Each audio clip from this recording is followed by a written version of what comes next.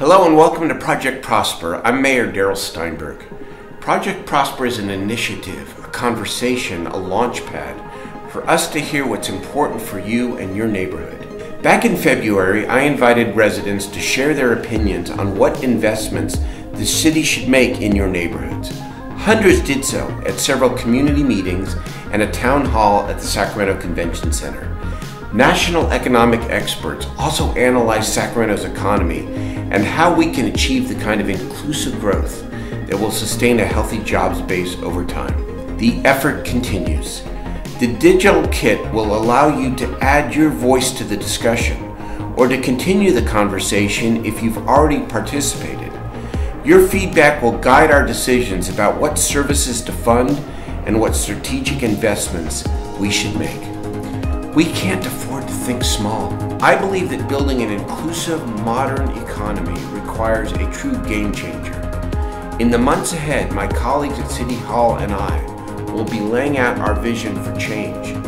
Thank you for helping us craft it. Included in this digital kit is a roughly 20-minute presentation by executive consultant Dareen Hackler. This presentation closely mirrors that of several public meetings, where participants were briefed on methods for inclusive economic growth. They were then asked to give their personal priorities for what would make their neighborhoods more successful.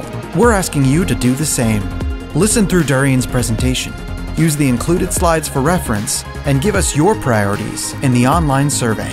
If you'd like to get involved with helping us spread the word, host a Neighborhood Project Prosper meeting, or simply get more information, visit cityofsacramento.org/Project Prosper. I'm honored to be with you because as a resident of Sacramento, I'm excited about what's happening in our city and that we get to have these conversations together. So thank you for taking time out of your busy lives to participate. The program that we've put together is all about prosperity and some ways that we can work together to grow a thriving local economy and build a shared and lasting prosperity in our community. We have a challenge to face together because economies are complicated and Sacramento's is different from other cities. But I want to share with you 3 insights about how we can prosper. The first is, as the mayor said, the basic common sense idea that motivates us. This basic idea is that we need to increase and diversify our current economic growth. This means that we need to grow the size of our economy in a way that we increase the variety of businesses and the jobs that they create, and we enable more of our residents to have opportunities to achieve a higher standard of living and share in the prosperity. The second insight is that virtually all economists would agree that a successful local economic system has to invest in 3 essential capacities: people, business, and place. We have great things happening now in Sacramento, but as Will Rogers said, even if you're on the right track, you'll get run over if you just sit there. So my third insight for you is a call to action. How do we rise to the challenge, move forward with impact, and choose just the right mix of investments in people, business, and place for Sacramento?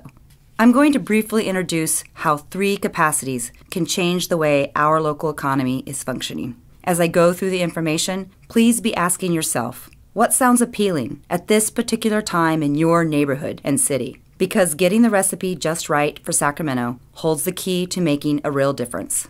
First, let's think about the capacity of our people to participate in the economy. How can we increase our capacity for growing good jobs that pay well? Second, what about our businesses? What could help business owners thrive in our neighborhoods? Third, what about our actual neighborhoods and their capacity as places?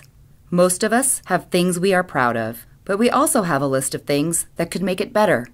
With these 3 essential ingredients that make an economy hum or sputter in mind, we want you to tell us, what is your understanding of how your neighborhood works?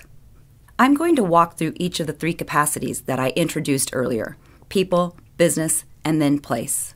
For each one, I will provide a national example and follow it with a few options of how Sacramento could invest in each capacity.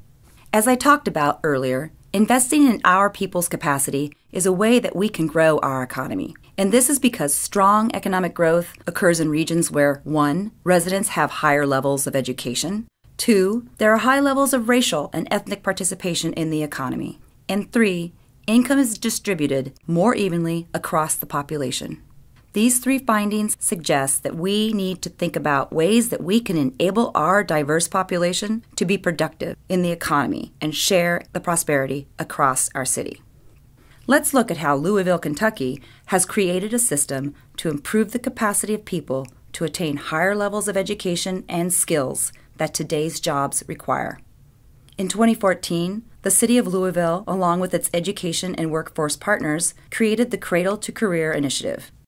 As the name suggests, it focuses on 4 major educational points in a person's life and identifies goals at each point to improve educational levels and job skills by the year 2020. First, the initiative focuses on the cradle to that first year of kindergarten, ensuring that early education programs teach children how to count to 30, read and write their names, and speak in short sentences before entering kindergarten. The goal is to have 77% of students be ready to enter kindergarten by 2020.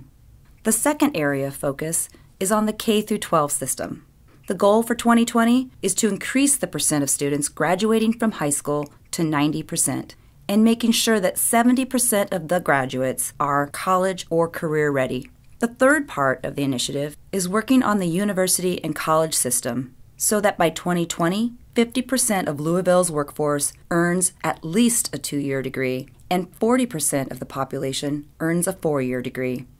The final part of the career initiative is about skills and involves the workforce partners developing training, apprenticeships, and education programs that lead to high-growth jobs at or above living wages. After only a few years into the initiative's implementation, there is meaningful movement toward all the goals. The partners believe they are all in the same boat and rowing in the same direction. As a bonus, the initiative has attracted foundation and corporate funding partners. I am now going to move through some local ways that we could think about investing and improving our people capacity. Each slide will present an option known to improve local economies. And after I've presented the options for improving this capacity, we will have our first polling slide that will contain the exact same options. Your vote will let us know what is the most important for you and your neighborhood right now. However, it would be impossible to introduce all potential ideas for each capacity. This is where we need your help and ideas. If you have an idea not covered, please use the yellow sheet of paper that you were given asking for additional options to jot down your thoughts. Also, if you have an example happening in your neighborhood that fits an option that I did cover, please jot this down too. We will collect those at the end of the session. Let's look at some ideas that could improve our people capacity. The first 3 options focus on increasing our levels of education to meet today's job requirements. First, we could increase high school graduation rates. We know from research that unemployment declines as education levels increase. Just to highlight this fact, 99% of the jobs created since the recession have required a high school diploma. The second option is to increase post-high school certificates or degrees. In California, 60% of the jobs by the year 2020 will require a 2-year degree, and many believe this number will continue to rise. But this is not just about the transition from high school to higher learning. Adult learners matter too. Right now, in our region, we have more than 62,000 working adults that are only 15 credits short of a 4 or 2-year degree and the prospect of getting a higher paying job. A third option could be Sacramento Promise, a program that provides free community college tuition and fees. As of 2017, both Sacramento and Rancho Cordova provide recent high school graduates free tuition and fees for their first year at either Sacramento City College or Folsom Lake College. Both cities initiated their Promise programs with a voter-approved sales tax measure. The next 3 options move from education levels to focus on improving skill levels to match the technical and applied needs of jobs. Increase digital skills levels. The modern economy now requires a 4th basic skill, in addition to reading, writing, and math. A large majority of all jobs require digital skills. And if you do not have a 4-year degree but want a good paying job, digital skills improve your chances a lot. Internships, apprenticeships, and career pathways could be another option. This option is about career readiness beyond academic and digital skills. To boost job skills and job prospects, one needs to have people skills like professionalism, communication, and teamwork. Last year, the mayor and city started the 1,000-strong Youth Workforce Initiative. It offers paid, year-round internships for high school juniors. And for 8 years, the city has collaborated with school districts and partners on a successful Summer at City Hall program for high school students. These efforts not only benefit our youth, but also our small businesses, because they regularly inform us that hiring and retaining qualified staff is the #1 issue for growing a small business. The final option to improve people capacity is to train for skills that match our business needs. Research indicates that for every $1 a government spends to help a business train their employees in required skills, the return to the economy is much higher than other types of incentives. All of these 6 options may sound appealing to you, but the polling question that we have for you now is which option would have the most promise of making a big change and improve people capacity in your neighborhood. If your #1 priority is option A, please select A, and so on for the other options. After we finish voting, we will talk about the results, and after that discussion, we will ask this question another time, and you will be able to select a second option. This is also the point in time to jot down your ideas or examples that you think will work. Which option would most improve the capacity of people to secure jobs in your neighborhood? Now you have a chance to select your second most preferred option. Select a second preferred option to improve the capacity of people in your neighborhood. Now let's move on to the second capacity, improving business capacity. Here, we are thinking about the businesses and their owners, and not about the workers, as we did with the options for people capacity. Just as there are positive economic benefits when there is a diversity of people participating in the economy, experience demonstrates that in the long run, economies are more stable when they have jobs in a diversity of industries and businesses. As the state capital of the largest state in the Union, Sacramento has a larger than average share of government jobs. While we value those jobs because they grow our economy, we need to focus on growing other kinds of jobs. An abundance of data and research indicate that it would be productive to focus on growing our small business sector. For example, small businesses of between 10 and 100 employees punch well above their weight in terms of job creation. In Sacramento, we have an unusually large number of businesses just below this size with less than 10 employees. If we can help them grow, the research indicates a lot of new jobs will be created. Of course, we also want to help those small businesses that already have more than 10 employees to add even more. The National Center for Economic Gardening would consider this fact an opportunity for Sacramento. Economic gardening is a large, tried, and proven program used by many cities and states to help them grow their own businesses. The key is that they focus on small businesses that punch above their weight and want to grow. The program coaches business owners to understand their competitors and where new clients could exist. This includes technical assistance with marketing plans, ways to improve cash flow, and systems for employee recruitment and training. The economic gardening efforts help businesses expand, increase sales, become more profitable, and have the capacity to add jobs. In 6 years, the state of Florida's program increased regional sales to nearly $2 billion and had a return on investment of $9 for every dollar of state, local, and private funding. Now let's move on to how we could invest and improve our local business capacity. As we did before, each slide will present an option, and after I've presented all the options for business capacity, we will poll you for your priorities using the exact same options. Again, I'm not going to be touching on all the possible ideas, and if you have additional options or examples, please jot those down on that sheet of paper. First, we could stimulate new local entrepreneurs. New and young businesses create nearly all net new jobs in the United States. And the more diverse those entrepreneurs are, the better the economic success. Currently, the city has 2 programs that seek to help entrepreneurs.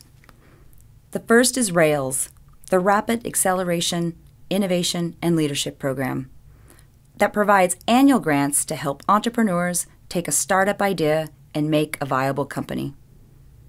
Second, last year's Creative Economy Pilot Project supported art, food, and tech initiatives to improve public spaces and increase future economic activity and jobs in these places.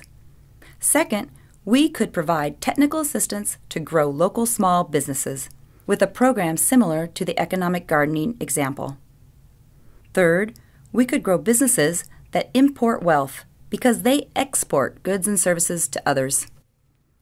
Sacramento needs more of these businesses because their sales bring other people's money into our local economy, and this can lead to more local jobs and higher incomes. But right now, only 25% of Sacramento's jobs are in businesses that produce goods and services here, but sell them to people and organizations outside our local regional economy. Fourth, attract business with middle-income jobs to move to or expand in Sacramento. The city's new employment incentive is a good example.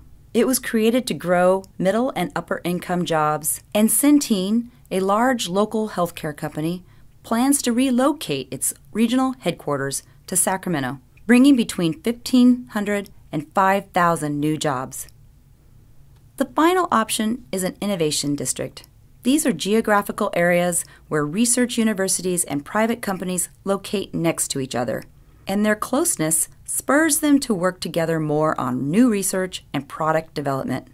These businesses are also likely to generate more wealth for a region because they create new technologies, sell their products and services outside of our local economy, and pay their employees good wages. Another additional benefit is that the district serves as an employment destination for graduates. UC Davis and the city are currently exploring an innovation district called Aggie Square Innovation Hub. All of these 5 options may sound appealing, but the polling question that we have for you now is which one would have the most promise of making a big change and improve business capacity in your neighborhood. After we finish voting, we will talk about the results. And after that, we will ask this question another time, and you will be able to select a second option. This is also the point in time to jot down any of your ideas. Which option would most improve the capacity of business to grow better and more jobs in your neighborhood? Select a second preferred option to improve the capacity of business.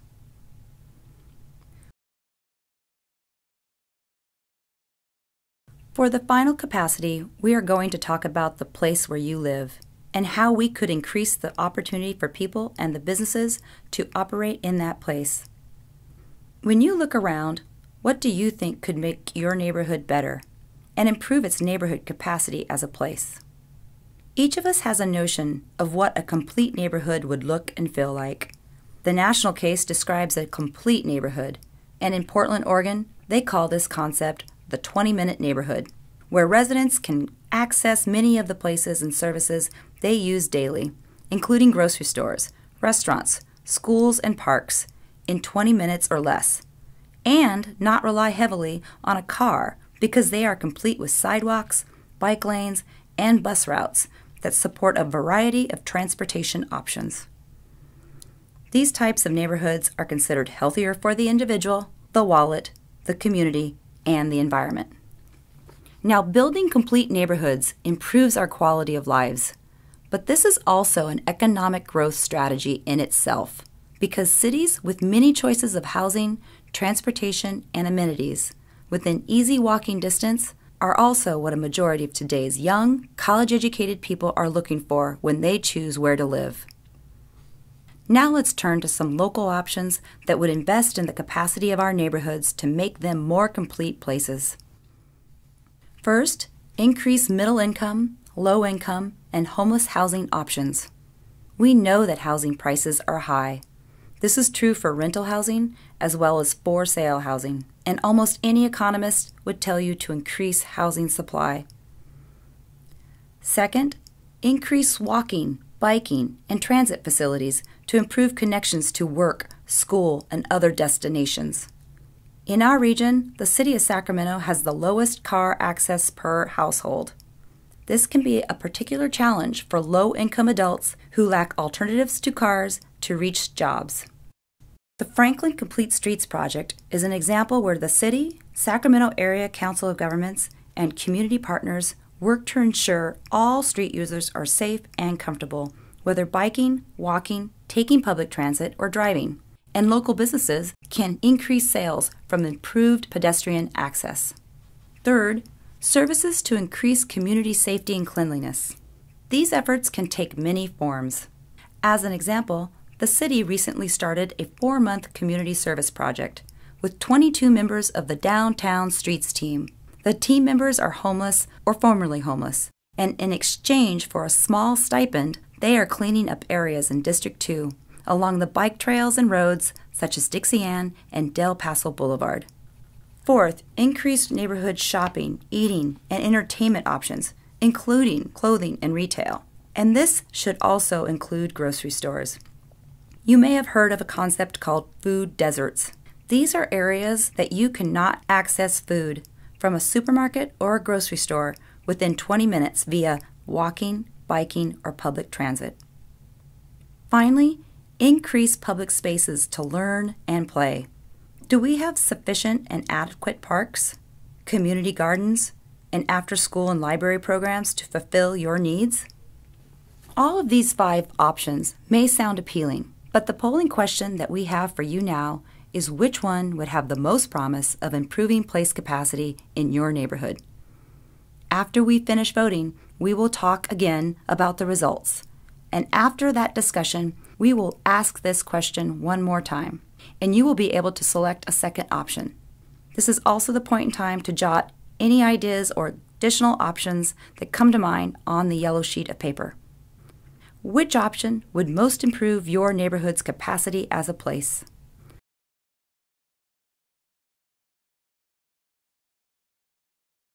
Select your second option to improve your neighborhood's capacity as a place.